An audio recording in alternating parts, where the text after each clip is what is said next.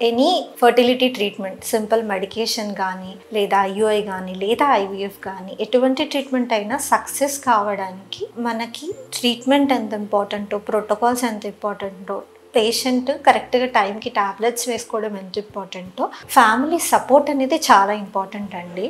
So partner అంటే husband కానీ wife కానీ ఈచ్ అదర్ సపోర్ట్ చేసుకోవాలి. దాంతోపాటు ఫ్యామిలీ కూడా చక్కగా సపోర్ట్ చేస్తే ట్రీట్మెంట్ ఎంత ఫాస్ట్గా సక్సెస్ అయ్యే ఛాన్స్ కూడా ఎక్కువగా ఉంటుంది. సో ఫర్టిలిటీ ట్రీట్మెంట్కి వచ్చేటప్పటికి 1 monthకే సక్సెస్ అవుతుంది అని చెప్పలేము. 2 months పట్టచ్చు, 3 months పట్టచ్చు, కొంతమందికి 6 months కూడా టైం పడుతూ ఉంటుంది. కొంతమందికి మధ్యలో అబ్స్టకల్స్ వస్తూ ఉంటాయి. అంటే స్కాన్ చేసింటాము, సిస్ట్ ఏదైనా ఏర్పడి ఉంటుంది, సైకిల్ క్యాన్సిల్ చేసింటాము, అలా డిలే అవ్వచ్చు. సో ఏదైనా అబ్నార్మాలిటీస్ కనిపిస్తూ ఉంటాయి, డిలే అవుతూ ఉంటుంది. సో డిలే అయ్యే కొద్దీ వాళ్ళు చాలా డిప్రెస్ అవుతూ ఉంటారనమాట. సో మీరు ఇంట్లో ఉండే అత్త కానీ అమ్మ కానీ అవుతారమ్మా, ఏమీ కాదు, టెన్షన్ పడద్దు, చూసుకుందాము అని ఒక చిన్న మోరల్ సపోర్ట్ మీరు ఇచ్చారు అని అంటే వాళ్ళు కూడా చాలా హ్యాపీగా ఫీల్ అవుతారు, ఎక్కువ డిప్రెస్ ఫీల్ అవ్వరు. ట్రీట్మెంట్ కూడా సక్సెస్ అయ్యే ఛాన్స్ ఎక్కువగా ఉంటుంది. కొంతమంది ఏం చేస్తూ ఉంటారు, ఫీమేల్ సైడ్ ఏదైనా ప్రాబ్లం ఉందంటే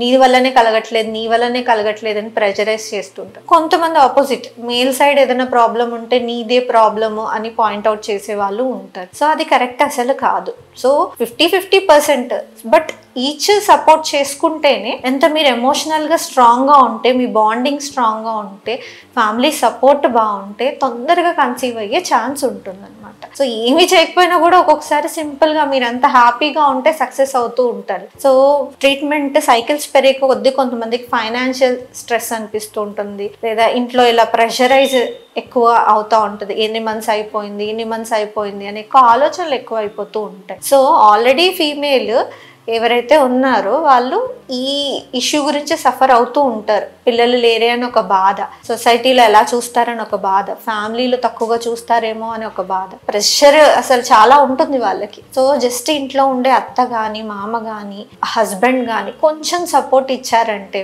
మీ ఇంటికి చక్కగా ఒక బిడ్డను ఎత్తుకొని వస్తారు వాళ్ళే.